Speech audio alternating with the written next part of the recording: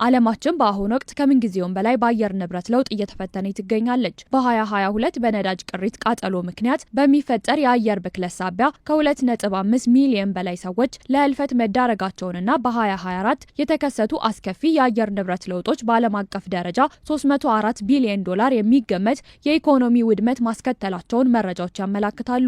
ኢትዮጵያም ይህንን ችግር ለመቅረፍና አረንጓዴ ኢኮኖሚን ለመገንባት በስፋት እየተንቀሳቀሰች ትገኛለች። ኢትዮጵያ የአየር ንብረት ለውጥ ያስከተለውን ዓለም አቀፋዊ ስጋት ለመመከት እየወሰደች የምትገኘው እርምጃዎች ውጤታማ መሆናቸው በመጀመሪያው የአፍሪካ የሜትሮሎጂ ሳይንሳዊ ኮንፈረንስ ላይ ተገልጿል። ታላቁ የኢትዮጵያ ህዳሴ ግድብ የታዳሽ ኃይል ልማት ፕሮጀክቶችና በየዓመቱ የሚከወነው የአረንጓዴ አሻራ መርሃ ግብር ኢትዮጵያ ለአካባቢ ጥበቃ ያላትን ጽኑ አቋም የሚያረጋግጥ ነው ተብሏል። Friendly programs have been designed and executed.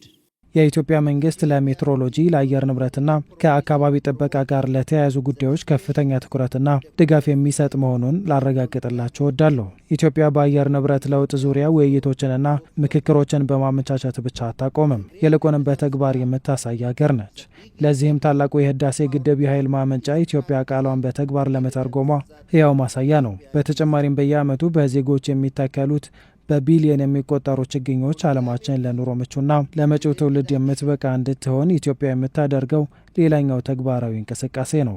አፍሪካ በአሁኑ ወቅት በአየር ንብረት ለውጥ ሳቢያ ከምንጊዜውም በላይ ለተፈጥሮ አደጋዎች ተጋላጭ እየሆነች መምጣቷ ተመላክቷል። በአህጉሪቱ የሚስተዋሉ ውስብስብ ተግዳሮቶችን ለመቋቋምም እንደ አፍሪካ ሜትሮሎጂ ሶሳይቲ ያሉ ተቋማት ሚና መሰረታዊ መሆኑ ተገልጿል። drought, wildfires, heat waves አፍሪካ የጎርፍ፣ የድርቅ፣ የሰደድ እሳት፣ የሙቀት ማዕበልና ከጤና ጋር የተያዙ ወረርሽኞችን ጨምሮ ቁጥራቸውና መጠናቸው እየጨመረ የመጣ የተፈጥሮ አደጋዎች የተጋረጡባት ይገኛል።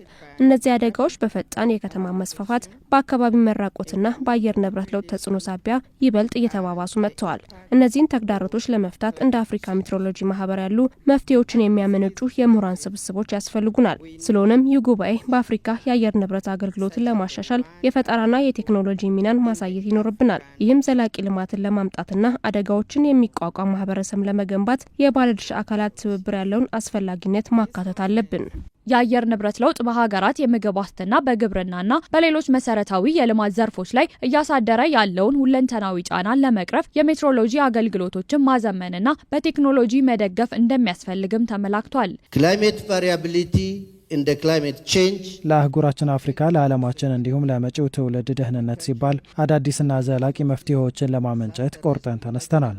የአየር ንብረት ለውጥ በአህጉራችን የምግብ ዋስትና፣ ግብርና፣ የውሃ ሀብት፣ የአደጋ ስጋት ስራ አመራር፣ ኢነርጂ፣ ጤናና በሌሎችም ዘርፎች ላይ ከፍተኛ ተጽዕኖ እያሳደረ ይገኛል። በመሆኑም የሜትሮሎጂ አገልግሎቶችን ማዘመን ለቅድመ ጥንቃቄ እርምጃዎች ብሎም አስተማማኝ የአየር ንብረት መረጃዎችንና የቅድመ ማስጠንቀቂያ ስርዓቶችን ለመዘርጋት በእጅጉ ይረዳናል። የአየር ንብረት ለውጥ ዓለም አቀፋዊ ስጋት በመሆኑ ተጽዕኖውን ለመቋቋም የተቀናጀ የጋራ ጥረትና ጠንካራ ትብብርን የሚጠይቅ መሆኑ ተነስቷል። እየተካሄደ የሚገኘው ሳይንሳዊ ጉባኤ በአካባቢ ጥበቃ፣ በአየር ትንበያና በተያያዥ ዘርፎች ላይ የሚሰሩ ተቋማትና ባለድርሻ አካላትን በአንድ መድረክ በማገናኘት ረገድ የላቀ ፋይዳ እንዳለው ተገልጿል። የአፍሪካ ሜትሮሎጂ ሶሳይቲ አህጉር አቀፍ የሜትሮሎጂ ማህበራትን ይበልጥ ለማጠናከርና በዘርፉ የተሰማሩ ባለሙያዎችን በማስተሳሰር የተቀናጀ የጋራ ዓላማን ለመፍጠር ያለመ መሆኑ ተመላክቷል።